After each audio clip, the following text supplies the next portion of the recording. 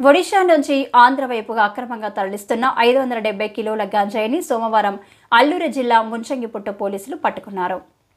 ఈ విషయమై స్థానిక ఎస్ఐ జె రామకృష్ణ అందించిన వివరాల ప్రకారం ఒడిశా నుంచి ఆంధ్ర వైపుగా అక్రమంగా గంజాయి తరలిస్తున్నారన్న విశ్వసనీయ సమాచారం మేరకు ముంచంగిపుట్టు మండలం పోలిపుట్టు జంక్షన్ వద్ద వాహనాల తనిఖీ చేస్తున్న క్రమంలో బొలెరో వాహనంపై అక్రమంగా తరలిస్తున్న 28 లక్షల విలువ గల 570 కిలోల గంజాయి పట్టుబడిందని ఎస్ఐ రామకృష్ణ తెలిపారు.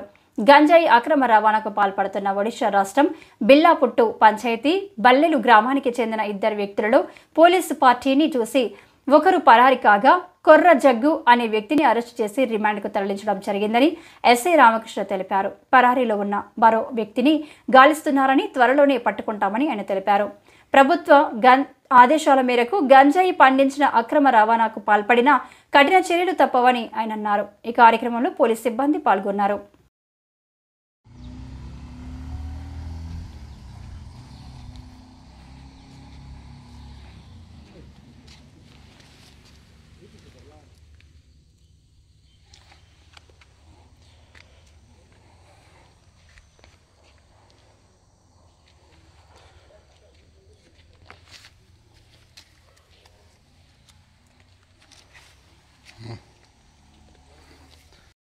తేదీ 1/12/2024 నాడు ఒడిశాలోని బల్లెల గ్రామం లంతాపుట్ బ్లాక్ కోరాపుట్ జిల్లాకు చెందినటువంటి జగ్గు ఖారా అనే వ్యక్తి మరియు సోను ఖారా అనే 2 వ్యక్తులు కలిసి ఒక బొలెరో వెహికల్లో 570 కేజీల గంజాయిని, దాని విలువ సుమారు 28 లక్షలు విలువ కలిగిన గంజాయిని ఒడిశా నుంచి ఆంధ్ర వైపు తరలించడానికి తీసుకొస్తున్న సమయంలో మాకు వచ్చినటువంటి ఖచ్చితమైన సమాచారం మేరకు మా సిబ్బందితో సహాయంతో అక్కడ వెహికల్ చెకింగ్ నిర్వహిస్తూ సదరు వెహికల్ పట్టుకోవడం జరిగింది.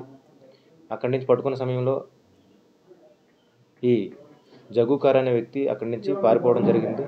సోను ఖారా అనే వ్యక్తి అక్కడి నుంచి పారిపోవడం జరిగింది. జగ్గు ఖారాను పట్టుకొని అతన్ని విచారించి సదరు విషయంపై ఆ గంజాయిని మరియు వ్యక్తిని అరెస్ట్ చేసి ముంచంగిపుట్టు పోలీస్ స్టేషన్లో కేసు నమోదు చేసి అతన్ని రిమాండ్కి తరలించడం జరిగింది. అదేవిధంగా ఈ సందర్భంగా తెలియజేస్తుంది ఏమనగా, ఎవరైనా సరే అక్రమంగా గంజాయి రవాణా చేయాలనుకున్న వ్యక్తులు ముఖ్యంగా గమనించాల్సింది ఏంటంటే, ఆంధ్రప్రదేశ్ ప్రభుత్వం అదేవిధంగా పోలీస్ శాఖ దీనిపై చాలా సీరియస్ అయినటువంటి నిర్ణయాలు తీసుకోవడం జరిగింది.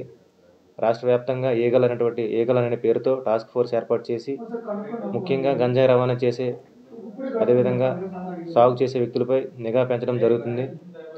ఎవరైతే వీటికి పాల్పడుతున్నారో వారిపై నిఘా పెట్టి వారి యొక్క ప్రభుత్వ పథకాలను రద్దు చేసే దిశగా కూడా ప్రభుత్వం